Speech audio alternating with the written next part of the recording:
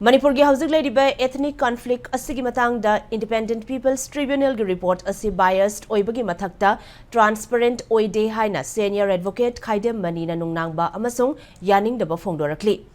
Imphal gi Loklau bungda leiba senior advocate Khaidem Mani masama ki mayum da pangthokiba paugi mifam amada Manina makha taraduna Independent People's Tribunal gi report asi peningai oide achan miyai naiba mongda nakalama khakta da yumpham oiduna piba report ki mawong oina tawi.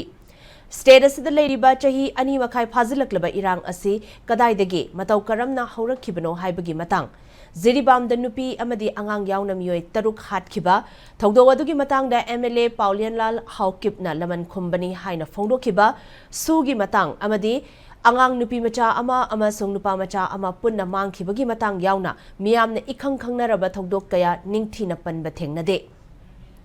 Report asina maram oiduna aranba pau kaya sandorakpadagi karigumbada thokaningdaba pamdaba thogdo wathok kaya makhatana thoklaklabadi madugi daitwa pumba Manipur gi housing leiriba ethnic conflict asiga mari leinana Independent People's Tribunal asibu semkhiba People's Union for Civil Liberties PUCL na pugadabani haiki.